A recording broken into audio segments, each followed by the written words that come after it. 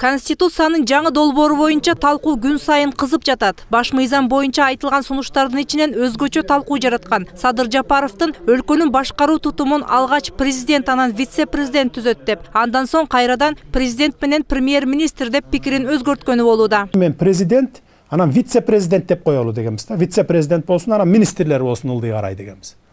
Эми бул жерде кечээ күнү ошол долбоорду талкуулап атканда авторлору менен сүйлөштүк да. Бул жерде вице-премьер-министр деп эле ошол премьер-министр деп эле калтырып коелу деп атабыз. Мунун эми аты алмашкан менен заты алмашпайт да, негизичи. Заты алмашпайт. Эмне үчүн дегенде, кошуна өлкөлөрдүн бардыгында, дээрлик дүйнөнүн жарым өлкөлөрүндө премьер-министр деген ат менен жүрөт да баары.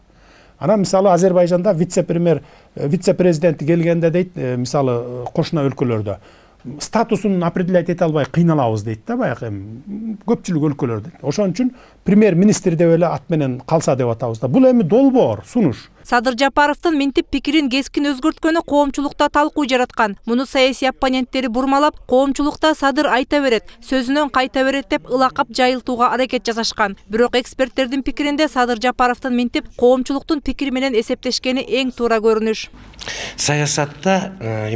Саясатты терең түшүнгөндөр түшүнөт. Саясатта бир калыпта жүрүш өтө кыйын. Заман өзгөрүп турат, саясий кырдаал өзгөрүп турат. Ошого жараша саясатчы өзүнүн баягы көз карашын талдап туруш керек да.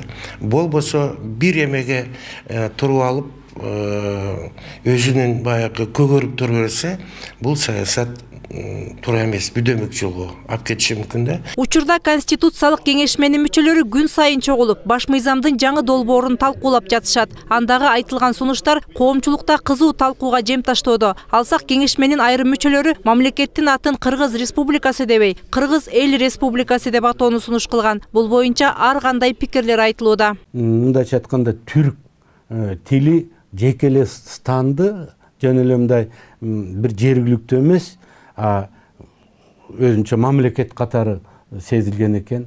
Мен ойлойм, мурунку эле боюнча калса Кыргызстан, мен кыргызстандыкмын. Значит, көп улуттуу эл деле ошол жашайт деген сөз. Мен ошол эле боюнча калса деген оюм бар да, мисалы. Бирок мындай демилгени айтып чыккандардын бири Кадыр Кошалиев аны жалгыз демилгелеп жатпаганын жана бул жөн гана сунуш экенин айтууда. Андыктан көпчүлүк каршы болсо, алардын пикирин угууга даяр экен. Андан тышкары Конституциялык кеңешмеде тил адистеринин тобу түзүлгөн. Ал топ баш мыйзамдын долбоорундагы бардык грамматикалык жана маанилик жактан каталарды карап чыгып, туура жазылышына көмөк көрсөтөт. Ушуну тактап алып, общий философияны тактап алганын астыга жазсак да, менин пикиримче.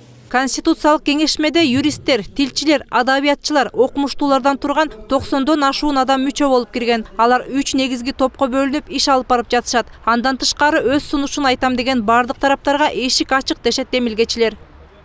Мээрим Ташыбекова, Улукбек Абдиев, 7 канал, Бишкек.